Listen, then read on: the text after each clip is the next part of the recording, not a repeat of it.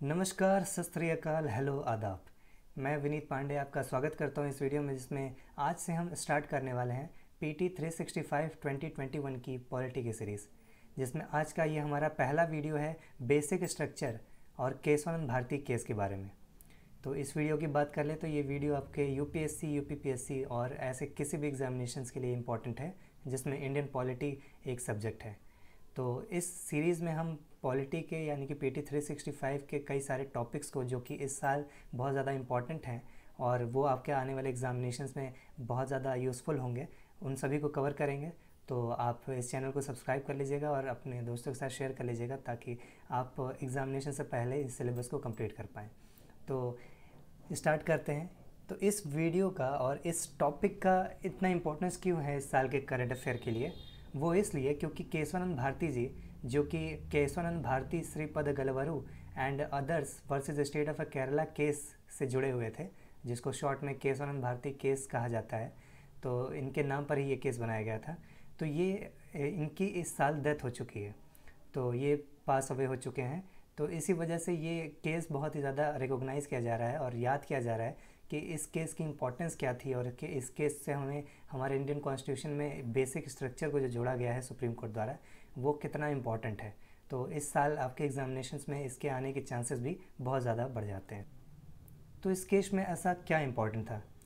तो इस केस में ही सुप्रीम कोर्ट ने पहली बार basic structure of the constitution की स्थापना की, जिसके द्वारा हमें ये पता चल पाया कि हमारे कॉन्स्टिट्यूशन में एक बेसिक स्ट्रक्चर है। सकते हम हमारे देश की पार्लियामेंट जो कि कानून बनाता है, वो किसी भी कानून के तहत उन बेसिक स्ट्रक्चर को कभी भी डिस्टर्ब नहीं कर सकता, उसको क्रॉस नहीं कर सकता। तो उसी के बारे में हम यहाँ पर जानेंगे इस वीडियो में कि कौन कौन से बेसिक स्ट्रक्चर में से कौन कौन से टर्म हैं और कौन कौन सी चीज़ें आती हैं। तो केशवानंद भारती केस किसके खिलाफ था? ये केस था केरला लैंड रिफॉर्म्स एक्ट 1963 के खिलाफ। यानी कि जैसा मैंने आपको बताया कि स्टेट ऑफ केरला, इसके खिलाफ ये केस लड़ा गया था केशवानंद भारती द्वारा, और उनके अलावा और भी कई लोग थे। तो ये किस एक्ट की वजह से इन्होंने ये केस लड़ा? Kerala land reforms act. यानी कि उस समय केरला की गवर्नमेंट ने लैंड रिफॉर्म्स के लिए कुछ एक एक्ट लाया, जिसके कुछ प्रोविजंस और कुछ ऐसे चीज़ें थीं जो कि केशवानंद भारती ऐसे कई लोगों की जो है उनके फंडामेंटल राइट्स का उल्लंघन कर रही थी उनके हिसाब से। तो उन्होंने आर्टिकल 25, आर्टिकल 26 और आर्टिकल 31 का उल्लंघन बताकर इस केस को सुप्रीम कोर्ट में पहुंचाया। तो आर्टिकल 25, 26 और 31 क्या है, इससे हम अभी गो थ्रू करेंगे। सबसे पहले आप ये देख लीजिए कि क्या इंपॉर्टेंस है केशवानंद भारती केस का। इसके अलावा बेंच ऑफ 13 जजेस, यानी कि 13 जजेस का बेंच बनाकर ये इस केस का फैसला किया गया था। इसी वजह से ये सुप्रीम कोर्ट का लार्जेस्ट बेंच है आज तक का। इससे बड़ा बेंच आज तक ना बना है और इन फ्यूचर में भी शायद ही बने, क्योंकि इस केस ने काफ़ी ज़्यादा इंटरप्रिटेशंस करने थे। क्योंकि इससे पहले कई सारे केसेस में कई सारे के फैसले लिए गए थे, जिसके आधार पर उन्हें चेक करना था कि वो फैसले गलत हैं या सही हैं। इसके अलावा आर्टिकल 365, जैसा कि आपको नीचे दिख रहा है स्कोप में, इस केस का स्कोप क्या क्या था? तो इस केस ने गोलकनाथ केस के जो रिज़ल्ट आए थे, जो उनका फैसला आया था, उसको इंटरप्रेट किया। और इसके अलावा आर्टिकल 368 जो कि पावर ऑफ ए पार्लियामेंट को बयां करता है, जो कि जिसके तहत पार्लियामेंट जो है वो कॉन्स्टिट्यूशन को अमेंड कर सकता है, यानी कि संशोधित कर सकता है। इस पावर को भी वो इंटरप्रेट करने वाले थे, मतलब कि इस आर्टिकल को भी वो इंटरप्रेट करने वाले थे, यानी कि उसको जांचने वाले थे कि उनकी ताकत जो है पार्लियामेंट की कॉन्स्टिट्यूशन को अमेंड करने में किस सीमा तक या किस हद तक जा सकती है। तो उसी के बारे में इंटरप्रिटेशन था ये। तो हम सबसे पहले जान लेते हैं कि आर्टिकल 25, 26 और 31, और इस केस को समझने के लिए और भी आर्टिकल्स जो भी हैं वो आपको जानना ज़रूरी है, तो आप पहले उसको गो थ्रू कर लीजिए। तो सबसे पहला आर्टिकल जो आता है आर्टिकल 13 है। पहले हम कुछ आर्टिकल्स को देखते हैं, फिर आगे और भी आर्टिकल्स को देखेंगे। तो ये सारे आर्टिकल्स की जो लिस्ट है ये पूरे आपको इस वीडियो को समझने में मदद करेंगे। तो सबसे पहले हम आर्टिकल 13, 25, 26 और 31 को देख लें। तो आर्टिकल 13 ये कहती है कि कोई भी कानून, हमारे देश में अगर कोई भी कानून ऐसा बनाया जाता है या कोई भी कानून जो बना हुआ है, अगर जैसे आज़ादी से पहले या कॉन्स्टिट्यूशन के गठित होने से पहले जो कोई भी कानून था, या उसके गठित होने के बाद भी कॉन्स्टिट्यूशन के, अगर कोई कानून सरकार द्वारा बनाया जाता है, पार्लियामेंट द्वारा बनाया जाता है, या किसी स्टेट लेजिस्लेचर द्वारा ही बनाया जाता है, तो वो अगर कानून फंडामेंटल राइट्स को अगर उल्लंघित करेगा या फंडामेंटल राइट्स को एबोलिश करेगा या रेंडर करेगा, तो वो कानून, वो लॉ नल एंड वॉइड साबित हो जाएगा, यानी कि वो कानून रद्द हो जाएगा। ठीक है, अगर वो किसी भी तरह से फंडामेंटल राइट को इंकंसिस्ट करता है या मतलब उसको किसी भी तरह से डिस्टर्ब करता है, तो रेंडर करता है, तो ठीक है। तो आर्टिकल 13 ये कहता है कि कोई भी कानून जो आर्टिकल फंडामेंटल राइट्स को उल्लंघित करेगा तो नल एंड वॉइड हो जाएगा, मतलब रद्द हो जाएगा। ठीक है, अपने आप रद्द हो जाएगा। इस आर्टिकल 25 ये कहता है कि हमारे देश में सभी सिटीजन्स को अपना धर्म मानने और उसकी प्रैक्टिस करने, यानी कि धर्म में जो प्रैक्टिस किया जाता है, जैसे कि कोई पूजा पाठ करता है, कोई मंदिर में पूजा पाठ करता है, तो कोई मस्जिद में करता है, कोई मोक्ष के लिए, मोक्ष के पाने के लिए गंगा नदी में स्नान करता है, तो कोई मक्का मस्जिद मदीना जाता है। तो अलग अलग धर्मों के अलग अलग प्रैक्टिसेस होते हैं। सभी को अपना प्रैक्टिस करने की आज़ादी है, फंडामेंटल राइट है।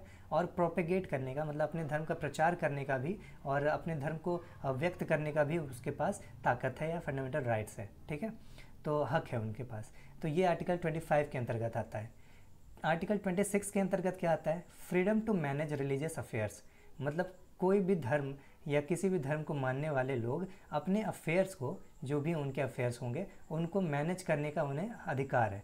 जैसे कि अफेयर्स, जैसे कोई किसी को कोई त्यौहार मनाना है या किसी को कोई मंदिर या मस्जिद या कोई भी ऐसे लोकेशन बनानी है जहाँ पर वो अपने फेथ को दिखा सकते हैं, फेथ को प्रदर्शित कर सकते हैं, किसी को भजन करने हैं, किसी को कुछ भी करना है। तो आर्टिकल 31 जो है ये भी एक फंडामेंटल राइट था, लेकिन अब फंडामेंटल राइट नहीं है, अब एक लीगल राइट है, क्योंकि आर्टिकल 31 को भेज दिया गया है आर्टिकल 300A, जो कि अगला आर्टिकल है, मैंने यहाँ पर लिखा हुआ है। तो आर्टिकल 31 कहता क्या था, क्योंकि वो है नहीं, अब आर्टिकल 31 रहा नहीं, लेकिन यही सेम आर्टिकल पहुँच गया 300A में। तो क्या है कि ये फंडामेंटल राइट में रहने की वजह से ये ताकत मिल जाती है किसी भी सिटीज़न को कि no person shall be deprived of his property save by authority of law. कोई भी पर्सन, कोई भी इंसान, हमारे देश में जो भी लोग रहते हैं, वो उनकी जो प्रॉपर्टी की राइट है, ठीक है, राइट टू प्रॉपर्टी, उससे उन्हें कोई भी हटा नहीं सकता, उसके हक को कोई छीन नहीं सकता। ठीक है, तो अथॉरिटी ऑफ लॉ मतलब कानून के हिसाब से कोई भी उनकी प्रॉपर्टी के अधिकार को छीन नहीं सकता। ठीक है, तो ये क्या हो जाता है, एक फंडामेंटल राइट हो जाता है। ठीक है, तो होता क्या था, प्रॉब्लम क्या आती थी कि अगर गवर्नमेंट को डेवलपमेंट कार्यों की वजह के लिए किसी भी ज़मीन की ज़रूरत होती थी, तो अगर कोई इंसान की ज़मीन की ज़रूरत हुई तो वो उनके पास जाएंगे और कहेंगे कि मुझे आपकी ज़मीन चाहिए, यहाँ पर रोड बनवानी है या पुल बनवानी है या कुछ भी करना हो। ठीक है, तो वो कहेगा कि ये मेरा फंडामेंटल राइट है, मैं ये ज़मीन आपको नहीं दे सकता। ठीक है, तो आप गवर्नमेंट कुछ नहीं कर सकती थी। ठीक है, वो चाहे जैसे भी कानून बनाए, लेकिन वो तो फंडामेंटल राइट का उल्लंघन होगा अगर वो उनके मर्ज़ी के बिना वो ज़मीन ले ले। तो वो अपनी मर्ज़ी से दे दे तो ठीक है, वरना तो प्रॉब्लम ही है। तो फिर ये सरकार के लिए अक्सर डेवलपमेंट कार्यों के लिए एक रोड़ा साबित होता था। तो फिर उन्होंने क्या किया, गवर्नमेंट ने इसका अमेंडमेंट करके इस आर्टिकल को, जो कि एक फंडामेंटल आर्टिकल था, ठीक है, इसको हटाकर एक लीगल राइट में रख दिया, मतलब कि आर्टिकल 300A में पहुंचा दिया, जो कि अब फंडामेंटल राइट की जगह नहीं रहा। ठीक है, अब ये आर्टिकल बन चुका है कॉन्स्टिट्यूशन ऑफ इंडिया का वो आर्टिकल जो कि ये बताता है कि person not to be deprived of a property save by authority of law. मतलब कि बात सेम है, अभी भी हम इनके फंडामेंटल राइट टू प्रॉपर्टी के जो अधिकार है, जो राइट है, उससे हम उल्लंघित नहीं कर सकते, लेकिन अथॉरिटी ऑफ लॉ मतलब कानून के हिसाब से, ठीक है, अगर इनका प्रॉपर्टी को कोई हनन करता है या इनको प्रॉपर्टी लेने की कोशिश करता है अगर किसी कानून के आधार पर, और ये अपनी प्रॉपर्टी नहीं देना चाहते, लेकिन गवर्नमेंट क्या कर रही है कि डेवलपमेंट कार्यों की वजह से इन्हें वो कंपनसेशन भी दे रही है कि आपके ज़मीन का ये इतना रुपया होता है, आप इन्हें ले लीजिए, या बल्कि किसी केस में ज़्यादा भी मिल जाता है। तो अगर वो डेवलपमेंट कार्यों में रोड़ा आ रहा है, तो अगर वो ज़मीन सरकार ले लेती है, मान लीजिए किसी कारण से वो कानून के आधार पर ज़बरदस्ती भी करती है कि आपको नहीं, ये ज़मीन छोड़नी ही पड़ेगी, मैं आपको पैसे दे रहा हूँ लेकिन आपको ये छोड़ना पड़ेगा, और वो नहीं मानता है तो वो कोर्ट में जाता है, तो कोर्ट में वो जा सकता है अभी भी, लेकिन ये अब उसका फंडामेंटल राइट नहीं रहा, जो कि अब छीना नहीं जा सकता। ठीक है, अब वो लीगल राइट बन गया है, तो अब कोर्ट में वो जाएगा, कोर्ट उसका फ़ैसला करेगी, लेकिन कोर्ट ये इस आधार पर उसका फ़ैसला बिल्कुल नहीं कर सकती कि ये आपका फंडामेंटल राइट है, कि आपका ये अधिकार कोई छीन ही नहीं सकता। अब ये अधिकार हो गया लीगल राइट, जो कि किसी कारणों से छीना भी जा सकता है। ठीक है, तो ये हो गया आर्टिकल 13, 25, 26 और 31 और 300A। तो इन आर्टिकल्स का आपको बहुत ज़्यादा यूज़ होने वाला है, इसी वजह से ये मैंने इंट्रोड्यूस करा दिया। तो अब इस स्टोरी को आप बहुत आसानी से समझ पाएंगे। तो जैसा कि आपको मैंने बताया, ये सारी चीज़ें इंपॉर्टेंट है केशवानंद भारती केस का। अब हम देख तो evolution of a doctrine of a basic structure, यानी कि बेसिक स्ट्रक्चर का इवोल्यूशन कैसे हुआ, कैसे ये धीरे धीरे आगे बढ़ा और कैसे बना ये कानून। तो 1961 में शंकरी प्रसाद केस में हमारे सुप्रीम कोर्ट ने ये फैसला सुनाया कि पार्लियामेंट अमेंड कर सकती है किसी भी फंडामेंटल राइट को अंडर आर्टिकल 368, जो कि 368 मैंने आपको बताया कि उसके तहत पार्लियामेंट किसी भी कानून को क्या कर सकती है कि कॉन्स्टिट्यूशन को अमेंड कर सकती है। तो फंडामेंटल राइट भी कॉन्स्टिट्यूशन में आता है, तो उसे भी ये अमेंड कर सकती है, ऐसा सुप्रीम कोर्ट ने कह दिया। लेकिन जैसा कि आपको याद होगा, मैंने बताया था आर्टिकल 30 में ये कहा गया था कि कोई भी कानून जो फंडामेंटल राइट्स को उल्लंघित करता है, ठीक है, वो कानून नल एंड वॉइड हो जाएगा, यानी कि ख़त्म हो जाएगा, रद्द हो जाएगा। लेकिन ये सुप्रीम कोर्ट ने इस आर्टिकल के तहत कहा कि कर सकती है। आर्टिकल 368 के तहत, कॉन्स्टिट्यूशन अमेंडमेंट के तहत वो फंडामेंटल राइट्स को भी उल्लंघित कर सकती है, उसमें भी अमेंडमेंट ला सकती है, ठीक है। तो अमेंडमेंट करके ही तो उन्होंने आर्टिकल 31 को उठा के 300A में ले आया था, ठीक है, जिससे कि वो अब फंडामेंटल राइट नहीं रहा। फिर आगे आया 1965 में सज्जन सिंह केस, यहाँ पर भी सेम, ठीक है, वही प्रॉब्लम हुई। तो केस जब लोग पहुँचे तो सुप्रीम कोर्ट ने सेम फैसला वही सुना दिया, उसी पुराने फैसले को कंटिन्यू रखा। उसके बाद आता है गोलकनाथ केस। गोलकनाथ केस में कुछ पासा पलटा। अब सुप्रीम कोर्ट को ने ये फैसला सुनाया कि article 368 did not confer amending power to parliament. मतलब आर्टिकल 368 के तहत जो पार्लियामेंट का ताकत है कि वो कॉन्स्टिट्यूशन को अमेंड कर सकती है, वो इस ताकत को पूरी तरह से जस्टिफाई नहीं करती, मतलब कंफर्म नहीं कर देती कि आप पूरे कॉन्स्टिट्यूशन को या कॉन्स्टिट्यूशन के किसी भी पार्ट को बदल सकते हैं। ऐसा ज़रूरी नहीं है, आर्टिकल 368 ऐसा बिल्कुल नहीं कर सकती। ऐसा ये सुप्रीम कोर्ट क्यों कह रही है? सुप्रीम कोर्ट को क्या हक है? सुप्रीम कोर्ट ये सारे फैसले कह रही है, कॉन्स्टिट्यूशन के बारे में ये सब राय रख रही है, क्योंकि कॉन्स्टिट्यूशन को इंटरप्रेट करने की ताकत है सुप्रीम कोर्ट को। सुप्रीम कोर्ट को इसीलिए रखा गया है। सुप्रीम कोर्ट का एक कार्य ये भी है कि सुप्रीम कोर्ट ये वो सुप्रीम अथॉरिटी है जो कि हमारे कॉन्स्टिट्यूशन को इंटरप्रेट करेगी, यानी कि एक तरह से एक्सप्लेन करेगी, ठीक है। उसके एक अगर किसी कानून के कई सारे मतलब हो सकते हैं, ठीक है, तो उन मतलब को वो उन्हीं मतलबों को फाइनलाइज करेगी कि जो कि वैलिड होगा और जो कि हमारे देश में किसी भी डेवलपमेंट कार्यों में रोड़ा नहीं होगा, ठीक है। तो ये कानून जो कि एक तरह से फंडामेंटल राइट्स का उल्लंघन कर रहा था, तो आर्टिकल 368 में ये तहत जो कानून था कि आपका पार्लियामेंट कोई भी कानून अमेंड कर सकती है, कोई भी आर्टिकल अमेंड कर सकती है इस कॉन्स्टिट्यूशन की, तो उस पावर को इन्होंने कहा कि ये कन्फर्म नहीं है, ठीक है, 100% परफेक्ट नहीं है। तो दूसरे पार्ट में उन्होंने ये भी कहा कि फंडामेंटल राइट जो है वो पार्लियामेंट द्वारा कभी ये अमेंड नहीं किया जा सकता, ठीक है। तो अब फंडामेंटल राइट्स इन्होंने उसको अमेंड करने से इन्होंने मना कर दिया, तो अब उल्लंघन नहीं कर सकते। तो अब आती है सरकार की बारी। सरकार 1971 में फिर 24वां कॉन्स्टिट्यूशन अमेंडमेंट एक्ट लाती है और ये कहती है कि जो मैंने आर्टिकल 13 के बारे में आपको बताया था, तो कॉन्स्टिट्यूशन अमेंडमेंट आर्टिकल 13 के अंतर्गत नहीं आता, ठीक है।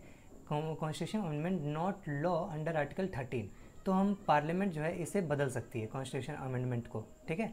तो ये 25वां कॉन्स्टिट्यूशन अमेंडमेंट के तहत इन्होंने फिर क्या क्या रोक लगाया या किस तरह से अपना जो है पक्ष में मजबूत किया, वो ये कि ये अब पार्लियामेंट किसी भी तरह से राइट टू प्रॉपर्टी कर्टेल कर सकती है कंपनसेशन देकर, ठीक है। जो भी उनके ज़मीन का मुआवजा होता है, मुआवजा देकर राइट टू प्रॉपर्टी को अब कर्टेल कर सकती। अगर किसी डेवलपमेंट कार्यों में स्टेट डेवलपमेंट करना चाहता है, सरकार कोई तरक्की देश में लाना चाहती है, कोई कानून लाना चाहती है डेवलपमेंट के नाम पे, तो वो फंडामेंटल राइट्स को एक के ऊपर अपने डीपीएसपी को वरीयता दे सकते हैं कि फंडामेंटल राइट्स का उल्लंघन होता है तो क्या हुआ, हम वो कानून देश के लिए ला रहे हैं, ठीक है।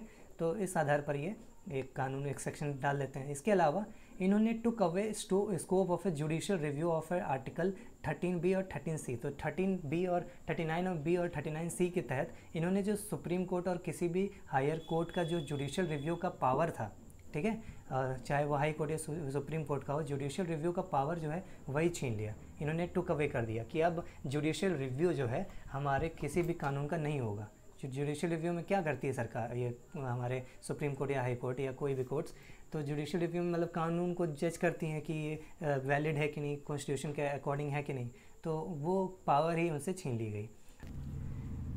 फिर 1972 में 29वां कॉन्स्टिट्यूशन अमेंडमेंट सरकार फिर से लाती है, जिसके आधार पर वो 2 land reform legislation to 9th schedule, यानी कि 9th शेड्यूल में 2 लैंड रिफॉर्म लेजिस्लेशन भेज देती है, यानी कि 2 कानून बनाती है जो लैंड रिफॉर्म लेजिस्लेशन से संबंधित था, ठीक है, और वो भेज देती है 9th शेड्यूल में। तो 9th शेड्यूल क्या है? 9th शेड्यूल ये शेड्यूल कहा जाता है कि इसमें अगर कोई कानून भेज दिया जाए तो उस कानूनों को जुडिशियल रिव्यू नहीं किया जा सकता, या सुप्रीम कोर्ट या हाई कोर्ट उसका रिव्यू नहीं कर सकती वो। फिर 1973 में केशवानंद भारती केस होता है। इस केस में ऐसा क्या हुआ? इस केस में इन्होंने कहा कि आर्टिकल 368 के तहत जो पार्लियामेंट का पावर है कि वो कॉन्स्टिट्यूशन अमेंडमेंट कर सकता है, तो वो ताकत उनकी बनी रहेगी। इसके अलावा वो पूरे कॉन्स्टिट्यूशन को अमेंड कर सकते हैं, यहाँ तक कि फंडामेंटल राइट्स को भी अमेंड कर सकते हैं, लेकिन बशर्ते वो संविधान की जो बेसिक स्ट्रक्चर है, बेसिक स्ट्रक्चर को वो डिस्टर्ब ना करें, ठीक है। अब वो कोई भी कानून चाहे तो अमेंड कर सकते हैं, लेकिन बेसिक स्ट्रक्चर को डिस्टर्ब ना करना, ये लाइन उन्होंने जोड़ के एक तरह से सारे इनके जो सरकार के जो भी मंशा थी उस पर पूरी तरह से रोक लगा दिया। अब ये बेसिक स्ट्रक्चर क्या था वो हम समझते हैं। अब पहले आप देख लीजिए कि ये केशवानंद भारती केस के बाद मिनर्वा मिल्स केस हुआ, SR बम्बई केस हुआ, IR कोहिनूर केस हुआ, इन सभी में यही फैसला कंटिन्यू रहा। तो फिर हम आगे बढ़ते हैं और हम देखते हैं कि इस केस में आखिर रिजल्ट क्या निकला। तो हम ये देखते हैं कि supreme court held that parliament had the power to amend any or all provisions of the constitution including fundamental rights with the condition that amendment should not alter, damage or destroy the essential features of the fundamental principles of the constitution। मतलब इनका कहना था, जैसा कि मैंने आपको पहले भी बताया, कि पार्लियामेंट अब हमारे कॉन्स्टिट्यूशन के किसी भी प्रोविज़न को क्या कर सकती है, अमेंड कर सकती है, इंक्लूडिंग फंडामेंटल राइट्स, मतलब फंडामेंटल राइट्स को भी अमेंड कर सकती है, ठीक है, बशर्ते एक कंडीशन के साथ कि वो अल्टर नहीं करेंगे या डैमेज नहीं करेंगे, मतलब बदलेंगे नहीं, डैमेज भी नहीं करेंगे और डिस्ट्रॉय भी नहीं करेंगी जो हमारे कॉन्स्टिट्यूशन का जो फंडामेंटल प्रिंसिपल है, ठीक है, उसके जो एसेंशियल फीचर्स हैं उनको वो डिस्टर्ब किए बिना कोई भी कानून या कोई भी अमेंडमेंट ला सकते हैं।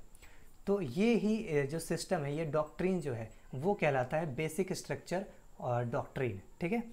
तो इसके अलावा amending power and the legislative power of A parliaments very different. तो इसमें सुप्रीम कोर्ट ने कहा कि जो पार्लियामेंट की शक्तियाँ हैं कि वो अमेंड कर सकती है किसी भी कानून को, और जो कानून बना सकती है किसी भी जो भी वो चाहे किसी भी चीज़ पे कानून बना सकती हैं, इसका जो पार्लियामेंट को पावर है वो अलग अलग चीज़ें हैं। तो अमेंडिंग पावर और लेजिस्लेटिव पावर अलग अलग चीज़ें, उनका कहने का ये मतलब है कि आप अमेंडमेंट करते करते ऐसा बिल्कुल नहीं कर सकते कि आप पूरी कॉन्स्टिट्यूशन ही बदल डालो।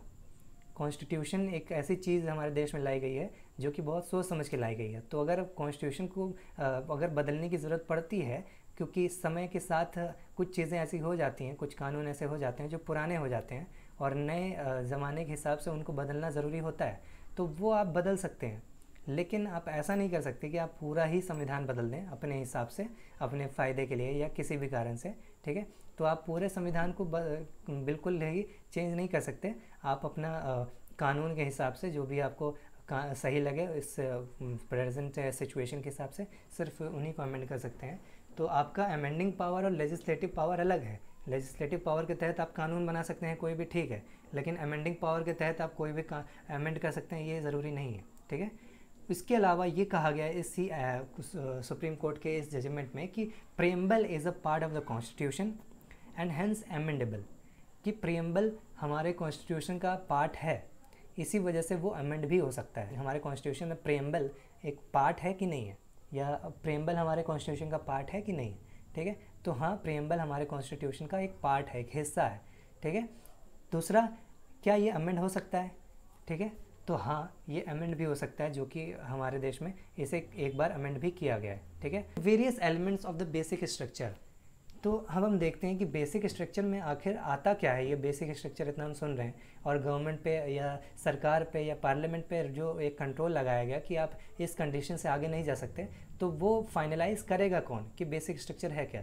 तो ऐसा अभी सुप्रीम कोर्ट ने कोई फाइनलाइज नहीं किया है कि बेसिक स्ट्रक्चर यही है, लेकिन एक तरह से जनरल उनके जो केसेस अभी तक उन्होंने बेसिक स्ट्रक्चर के आधार पर लड़े हैं और जो चीज़ें धीरे धीरे नज़र आती हैं उसके आधार पर ये कुछ वेरियस एलिमेंट्स हम निश्चित कर सकते हैं कि हाँ ये तो है बेसिक स्ट्रक्चर। जैसे सोवर्जिनिटी ऑफ इंडिया, इंडिया की सोवर्जिनिटी को अब हम डिस्टर्ब नहीं कर सकते, कोई भी कानून हम ये कोई भी अमेंडमेंट हमारे सोवर्जिनिटी को कम करने में नहीं आ सकता, ठीक है। तो सोवर्जिनिटी हमारी बनी होनी चाहिए, अगर इसको कोई कानून डिस्टर्ब करता है या कोई अमेंडमेंट डिस्टर्ब करता है तो वो कानून रद्द होना चाहिए। Essential features of the individual freedom secure to citizens, मतलब जो भी हमें इंडिविजुअल फ्रीडम्स लोगों को सिटीजन्स को मिली हुई है उसके जो एसेंशियल फीचर है, जो ज़रूरी फीचर हैं, जैसे राइट टू लाइफ, ठीक है, जैसे right to freedom of speech, ठीक है, डिस्क्रिमिनेशन के खिलाफ, ऐसे जितने भी फंडामेंटल राइट्स हैं, जो राइट टू प्रॉपर्टी के अलावा राइट्स हैं, तो अभी तक उन सभी को ये कहा गया है कि वो सारे आर्टिकल्स इंडिविजुअल फ्रीडम के लिए एसेंशियल फीचर हैं, इसीलिए उसे अब आप अल्टर नहीं कर सकते, डैमेज नहीं कर सकते, ठीक है, किसी भी अमेंडमेंट द्वारा। राइट टू प्रॉपर्टी को भले आपने डैमेज कर दिया या चेंज कर दिया, वो ज़रूरत थी इसी वजह से, लेकिन हर एक्ट में ऐसा नहीं चलेगा, ठीक है। इसके अलावा mandate to build a welfare state, देश में वेलफेयर स्टेट बनाना, ऐसा स्टेट बनाना जो कि जिसमें सभी का भला हो, सभी की तरक्की हो, ऐसा स्टेट बनाने की अगर जो हमारा एक कॉन्स्टिट्यूशन में एक मेंशन है, ठीक है, उसको आप क्या है डिस्टर्ब नहीं कर सकते। तो ये आपके DPSP का ही पार्ट है, इसको आप डिस्टर्ब नहीं कर सकते। सुप्रीमेसी ऑफ द कॉन्स्टिट्यूशन, आप कॉन्स्टिट्यूशन की सुप्रीमेसी को नहीं डिस्टर्ब कर सकते, जैसा कि मैंने आपको बताया था कि आप कॉन्स्टिट्यूशन को ही अमेंड नहीं कर सकते, कॉन्स्टिट्यूशन के हेल्प से आप कॉन्स्टिट्यूशन की कुछ चीज़ों को अमेंड कर सकते हैं, जो कि आर्टिकल 368 आपको ये ताकत देता है पार्लियामेंट को, लेकिन ऐसा नहीं है कि आप उसी आर्टिकल का यूज़ करके आप कॉन्स्टिट्यूशन को ही बदल डालें, ठीक है, ऐसा नहीं करना है। इसके अलावा Republican and democratic form of government, यानी कि जो रिपब्लिक और डेमोक्रेटिक फॉर्म ऑफ गवर्नमेंट का जो हमारा रूपरेखा है उसको आप नहीं बदल सकते, ठीक है। Secular and federal character of the constitution, हमारे कॉन्स्टिट्यूशन में जो सेक्युलर और फेडरल कैरेक्टर है कि स्टेट्स में भी सभी पावर बंटते हैं और सेंटर में भी पावर बंटते हैं, सेंटर और स्टेट मिलकर कार्य करते हैं, ठीक है। तो सेक्युलर जो भी कैरेक्टर हमारे कॉन्स्टिट्यूशन का कि सारे धर्म समान हैं, सभी धर्मों को बराबर वो राइट्स मिलते हैं, तो ये सारे आप कैरेक्टर जो है आप चेंज नहीं कर सकते। इसके अलावा separation of a power between the legislature, executive and the judiciary, मतलब जो पावर्स की सेपरेशन है वो अब आप उसको भी डिस्टर्ब नहीं कर सकते, क्योंकि कॉन्स्टिट्यूशन में इन सभी पावरों को, इन सभी की पावर ताकतें सभी की बटी हुई हैं, जो कि आपस में बिल्कुल अलग हैं और ज़रूरी भी हैं, ठीक है। तो कहा जा सकता है कि लेजिस्लेचर और एग्जीक्यूटिव आपस में लिंक्ड होते हैं, ठीक है, ये दोनों आपस में बैलेंस बना के रखते हैं, लेकिन पावर तो सभी में अपना अपना बटा हुआ है। तो अब इनके पावर को कोई किसी का पावर कम करके किसी और को दे देना, ऐसा आप बिल्कुल नहीं कर सकते। जो भी कॉन्स्टिट्यूशन में सबको पावर मिली हुई है वो पावर बनी रहेगी, ठीक है। उसके अलावा unity and integrity of a nation, अगर हमारे नेशन की यूनिटी ऑफ इंटीग्रिटी को कोई डिस्टर्ब करता है तो वो कानून भी रद्द होगा या वो अमेंडमेंट भी रद्द होगा।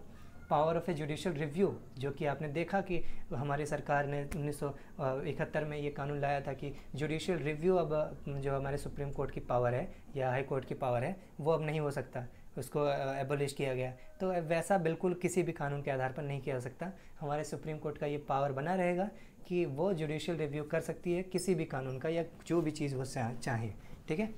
तो रिव्यू करना मतलब कि जांचना परखना और उसको देखना कि वो कॉन्स्टिट्यूशन के अकॉर्डिंग है कि नहीं है तो रद्द करो, ठीक है। Harmony and balance between the fundamental rights and DPSPs etcetera, जो हार्मोनी और बैलेंस बनाए के रखना है फंडामेंटल राइट्स और DPSP के बीच में, वो आपका डिस्टर्ब नहीं होना चाहिए, मतलब कि फंडामेंटल राइट्स और DPSP, ठीक है, ये इनके बीच में जो हार्मनी है, बैलेंस है, वो डिस्टर्ब नहीं होना चाहिए। फंडामेंटल राइट्स हमारा बताता है कि सिटीजन्स कैसे हमारे देश के किस तरह से कोई भी फ्रीडम एंजॉय कर सकते हैं। इसके अलावा DPSP जो स्टेट को बताता है कि आपको क्या कानून बनाने हैं इंडिया के लोगों के लिए और इंडिया के डेवलपमेंट के लिए। तो इनके बीच में बैलेंस बने रहना चाहिए, वो बैलेंस कभी बिगड़ना नहीं चाहिए कि पता चला कि आप DPSP के तहत कानून बनाते बनाते देश के आगे बढ़ जाओ, ठीक है, देश के फंडामेंटल राइट्स को इग्नोर करने लगो, ऐसा बिल्कुल नहीं होना चाहिए, बैलेंस बनाए रखना चाहिए, ठीक है। तो ये हो गया। पार्लियामेंट्री सिस्टम डिस्टर्ब नहीं होना चाहिए, क्योंकि हमारे देश में पार्लियामेंट्री सिस्टम एस्टेब्लिश हो चुका है, तो आप अब उसको चेंज करके प्रेसिडेंशियल फॉर्म ऑफ सिस्टम लाने की कोशिश करेंगे तो ऐसा ज़रूरी नहीं है। बिल्कुल सही नहीं है, क्योंकि जो कानून बन गया है अपने फ़ायदे के लिए वो चेंज नहीं किया जा सकता। ठीक है, रूल ऑफ लॉ को चेंज नहीं किया सकता है, उसे चेंज नहीं किया सकता, और उसको इस्टेब्लिश करने का तरीका या कोई भी ऐसा लॉ हो उसे चेंज नहीं किया। प्रिंसिपल ऑफ इक्वलिटी को चेंज नहीं किया जा सकता। ठीक है, इक्वलिटी हमेशा बनी रहेगी सभी के बीच में। ठीक है, चाहे कोई भी रिलीजन का हो, चाहे भी कोई भी कास्ट या स्टेट हो या जेंडर हो। फ्री एंड फेयर इलेक्शंस होगा, जो कि डेमोक्रेसी का सबसे इम्पोर्टेंट पार्ट होता है। ठीक है, तो फ्री एंड फेयर इलेक्शंस होगा, उस पर कोई भी आँच नहीं आनी चाहिए किसी भी अमेंडमेंट के द्वारा। इंडिपेंडेंस ऑफ ए जुडिशरी, जो कि सबसे इंपॉर्टेंट पार्ट है, power of a judicial review के साथ साथ ये भी आता है। तो इंडिपेंडेंस ऑफ ए जुडिशरी मतलब जुडिशरी की इंडिपेंडेंस जो है वो बनी रहनी चाहिए, किसी भी तरह उसकी जो इंडिपेंडेंस है उस पर कोई भी अवहेलना नहीं आनी चाहिए, अदरवाइज़ ये देश में कंट्रोल करना बहुत मुश्किल हो जाएगा। पार्लियामेंट जो चाहे वो कानून बनाने लगेगी। Limited power to parliament to amend the constitution, जो पार्लियामेंट के पास कॉन्स्टिट्यूशन को अमेंड करने की जो पावर है वो लिमिटेड है, अनलिमिटेड नहीं है कि जो मन चाहे वो कर लें, बहुत ज़्यादा ज़रूरी है तभी अमेंड करें। ठीक है, जो कि जांची परखी भी जाएगी।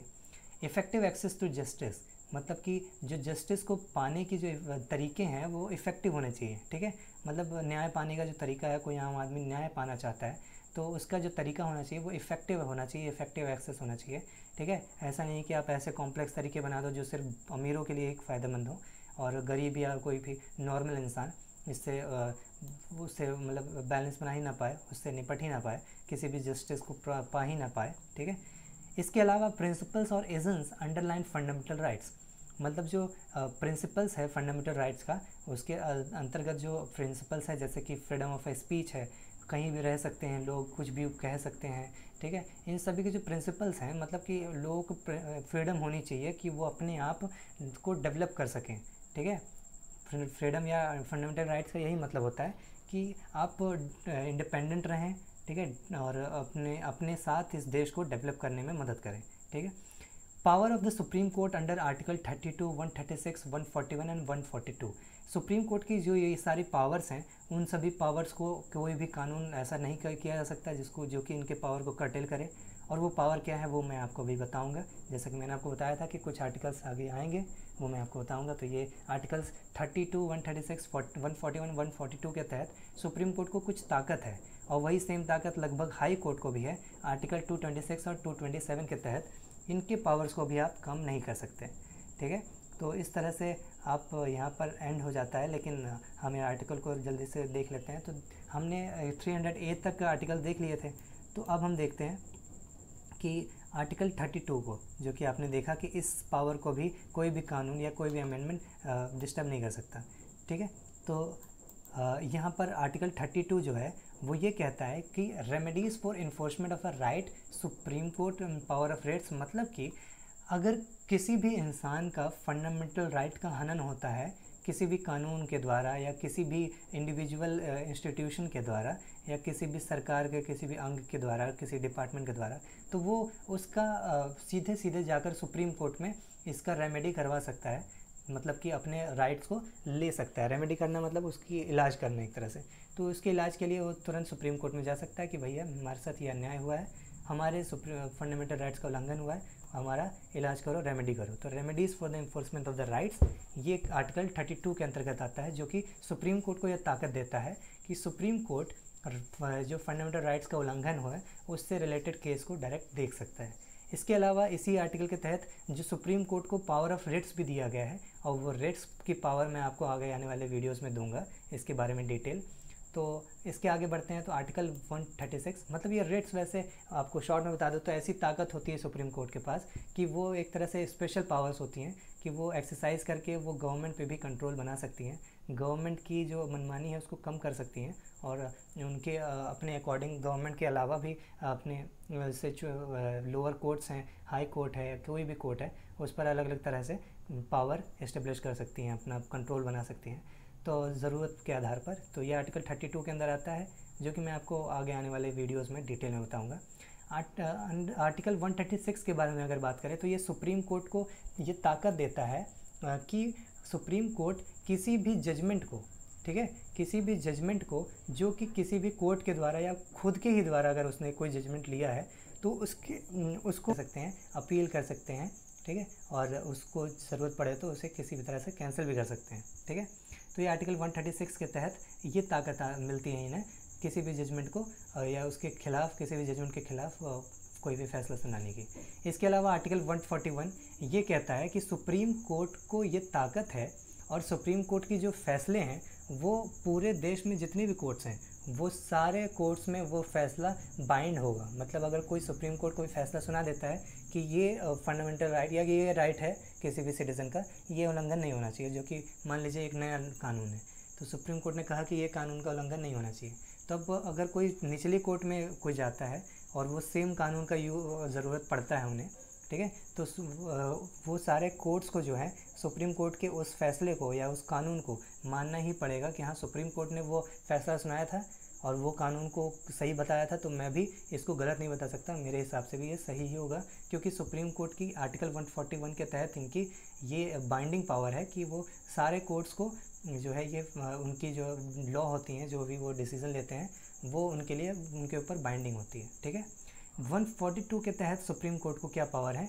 कि सुप्रीम कोर्ट उनको जब भी लगे ऐसा कि कोई भी कोई फैसला लेने के लिए, मान लीजिए कॉन्स्टिट्यूशन में ऐसे कई सारी चीज़ें हैं जो कि नहीं भी दी गई हैं, और मान लीजिए समय के साथ ऐसा कोई केस आ गया जिसके बारे में कॉन्स्टिट्यूशन हमारा सही फैसला नहीं ले पाएगा, कॉन्स्टिट्यूशन में ऐसा कोई चीज़ हमें फाइनली नहीं मिल पाएगी जिससे कि कॉन्स्टिट्यूशन के अकॉर्डिंग अगर जस्टिस हम देना चाहें तो नहीं दे पाएँ अगर सुप्रीम कोर्ट के द्वारा, तो सुप्रीम कोर्ट ऐसा भी कर सकती है कि वो कंप्लीट जस्टिस देने के लिए खुद की भी कोई जुरिस्डिक्शन अपने मतलब खुद भी पावर अपना एक्सरसाइज कर सकती है, खुद के फैसले सुना सकती है, जो कि बिल्कुल ही ओरिजिनल होगा, इंडिविजुअल होगा। तो कंप्लीट जस्टिस करने के लिए ये कुछ भी किसी भी हद तक जा सकते हैं आर्टिकल 142 के तहत। ठीक है, तो कंप्लीट जस्टिस चाहिए लेकिन अनकॉन्स्टिट्यूशनल तरीके से नहीं।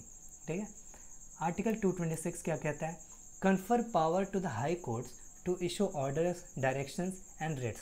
ये हाई कोर्ट्स को पावर देता है कि ये कोई भी ऑर्डर, कोई भी डायरेक्शन या कोई भी रेट्स दायर कर सकते हैं। मतलब कि सेम जैसे आर्टिकल 32 था जो सुप्रीम कोर्ट को यह पावर देता था कि वो फंडामेंटल राइट्स की अवहेलना करने वाले किसी भी कानून या किसी भी इंस्टीट्यूशन को क्या कर सकती है कि उसके खिलाफ फैसला सुना सकती है, उसके खिलाफ एक्शन ले सकती है और रिट्स भी दायर कर सकती है, रिट्स के जो पावर है उसको भी एक्सरसाइज कर सकती है। वही पावर हाई कोर्ट को है 226 के तहत। ठीक है, आर्टिकल 227 हर हाई कोर्ट को, हमारे देश के जितने भी हाई कोर्ट हैं उनको अपने अंतर्गत, अपने जुरिस्डिक्शन के अंतर्गत आने वाले सभी कोर्ट्स और ट्राइब्यूनल्स के ऊपर सुपरिटेंडेंस रखने का अधिकार देता है, एक पावर देता है। ठीक है, इसका मतलब है कि हमारे देश में जितने भी हाई कोर्ट हैं, फॉर एग्जांपल अगर हम ले लेते हैं कि यूपी ये इलाहाबाद का हाई कोर्ट है, तो अगर यूपी के अंदर कोई भी अगर मान लीजिए उसके जुरिस्डिक्शन के अंतर्गत कोई छोटे बड़े कई सारे कोर्ट्स होंगे, हर एक तहसील में, हर एक अलग अलग एरिया में अलग अलग कोर्ट्स होते हैं छोटे बड़े। और ट्राइब्यूनल्स मतलब क्या होता है कि ऐसे कोर्ट जो कि सिर्फ एक पर्टिकुलर टाइप के ही मतलब कानूनों को या केसेस को लड़ते हैं, जैसे कि नेशनल ग्रीन ट्राइब्यूनल जो कि सिर्फ एनवायरनमेंट से रिलेटेड केसेस को ही लड़ेगा। ठीक है, उन्हीं केसेस को देखेगा। तो ऐसे अगर उनके अंदर में कोई अगर ट्राइब्यूनल और कोर्ट्स आते हैं तो उसका सुपरिटेंडेंस करना हो, मतलब उसको सुपरवाइज़ करना हो, उसकी देख रेख या उससे संबंधित जो फैसले हैं वो सारे जो हैं हर हाई कोर्ट को ये पावर दिया गया है कि वो ले सकते हैं। ठीक है, तो आर्टिकल 227 के तहत ये कानून और ये पावर दिया गया है। तो इस तरह से ये सारा ये इस केस के जितने भी इम्पोर्टेंट फैक्ट्स हैं और जो भी इम्पोर्टेंट चीज़ें हैं वो आपने देख ली। तो फिर इस वीडियो को आप ज़रूर लाइक करिएगा और आपको पसंद आता है तो, और आपकी अगर कोई राय है तो आप कमेंट बॉक्स में ज़रूर दीजिएगा, और इसे ज़्यादा से ज़्यादा लोगों को पर शेयर करिए ताकि ये सभी लोगों तक पहुंच सके और आप इसका यूटिलाइज़ कर सकें एग्ज़ाम से पहले, अपनी इस सेक्शंस को बिल्कुल श्योर शॉट कर सकें। और इस चैनल को सब्सक्राइब करना मत भूलिएगा और बेल आइकन दबाना मत भूलिएगा। और धन्यवाद आपका ये वीडियो देखने के लिए। Thank you so much.